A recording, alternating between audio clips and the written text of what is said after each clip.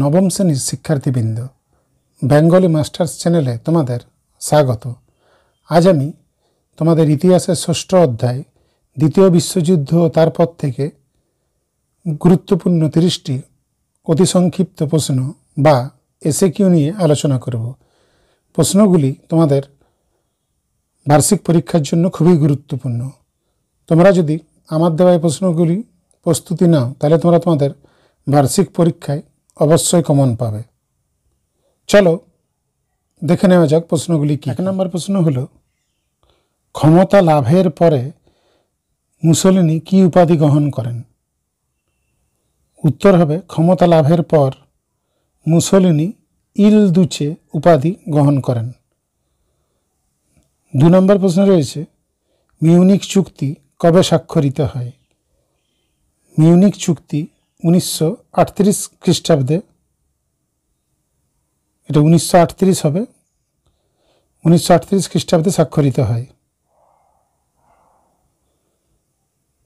3 নম্বর প্রশ্ন রয়েছে, অশ্বশক্তি কবে গড়ে ওঠে? 1937 খ্রিস্টাব্দে অশ্বশক্তি গড়ে ওঠে। 4 নম্বর প্রশ্ন রয়েছে, দ্বিতীয় বিশ্বযুদ্ধ কবে শুরু হয়? উত্তর হবে দ্বিতীয় বিশ্বযুদ্ধ 1949 খ্রিস্টাব্দের 1 সেপ্টেম্বর শুরু হয়। 5 নম্বর প্রশ্ন রয়েছে, শ্বেত অভিযান কি? হিটলারের পোল্যান্ড অভিযান শ্বেত অভিযান নামে পরিচিত।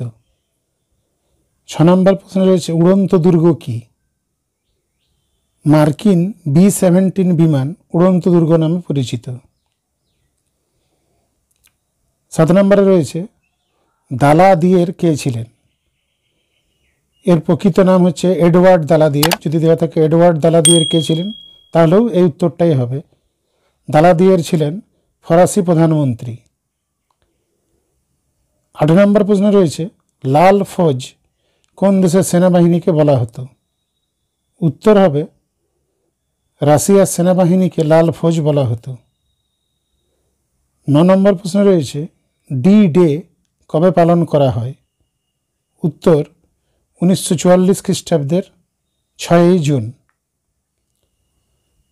10 নম্বর প্রশ্ন রয়েছে, কোন ঘটনা অপারেশন টাইফুন নামে পরিচিত? দ্বিতীয় বিশ্বযুদ্ধকালে জার্মানির মস্কো অভিযান অপারেশন টাইফুন নামে পরিচিত। 11 নম্বর প্রশ্ন রয়েছে, তোষণ নীতির প্রবক্তা কে ছিলেন? তোষণ নীতির প্রবক্তা ছিলেন ইংল্যান্ডের প্রধানমন্ত্রী চেম্বারলেন। 12 নম্বর প্রশ্ন, অপারেশন বারবারোসা কি? হিটলারের রাশিয়া অভিযানের পরিকল্পনার সাংকেতিক নাম হল অপারেশন বারবারোসা। প্রশ্ন রয়েছে, যুদ্ধের ক্ষেত্রে পোড়ামাটির নীতি কোন দেশ গ্রহণ করত? রাশিয়া যুদ্ধের ক্ষেত্রে পোড়ামাটির নীতি গ্রহণ করত। 14 নম্বর প্রশ্ন রয়েছে, দ্বিতীয় বিশ্বযুদ্ধের সময় কোন কোন দেশ নিয়ে অক্ষ শক্তি গঠিত হয়? উত্তর হবে দ্বিতীয় বিশ্বযুদ্ধের সময় ইটালি, জার্মানি ও জাপানকে নিয়ে অশ্ব শক্তি গঠিত হয়। 15 নম্বর প্রশ্ন রয়েছে, হিরোশিমা ও নাগাসাকি দিবস কবে পালন করা হয়? হিরোশিমা দিবস 6 আগস্ট ও নাগাসাকি দিবস 9 আগস্ট পালন করা হয়। 16 নম্বর প্রশ্ন রয়েছে, হিরোশিমা শহরে বর্ষিত পারমাণবিক বোমাটির নাম কি? উত্তর হবে হিরোশিমা শহরে বর্ষিত পারমাণবিক বোমাটির নাম লিটল বয়। 17 নম্বর প্রশ্ন রয়েছে, কত খ্রিস্টাব্দে দ্বিতীয় বিশ্বযুদ্ধের সমাপ্তি হয়েছিল? উত্তর হবে 1945 খ্রিস্টাব্দে দ্বিতীয় বিশ্বযুদ্ধ সমাপ্ত হয়েছিল। 18 নম্বর প্রশ্ন রয়েছে, কোন দেশ গণহত্যার জন্য গ্যাস চেম্বার ব্যবহার করেছিল? উত্তর জার্মানি গণহত্যার জন্য গ্যাস চেম্বার ব্যবহার করেছিল। 19 নম্বর প্রশ্ন রয়েছে,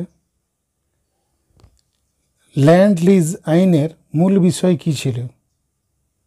উত্তর হবে মিত্রশক্তিকে যুদ্ধ ও রসদ দিয়ে সাহায্য করা। 20 নম্বর প্রশ্নে রয়েছে ক্যাশ অ্যান্ড ক্যারি নীতি কোন দেশ গ্রহণ করেছিল?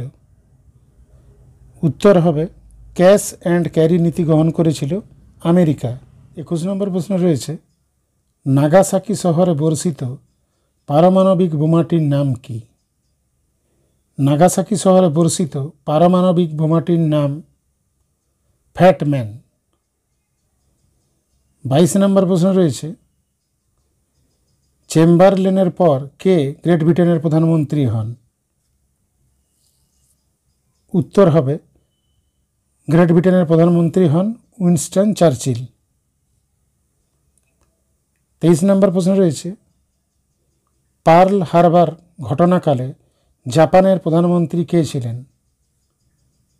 পার্ল হারবার ঘটনাকালে জাপানের প্রধানমন্ত্রী ছিলেন হিদিকে তেজো।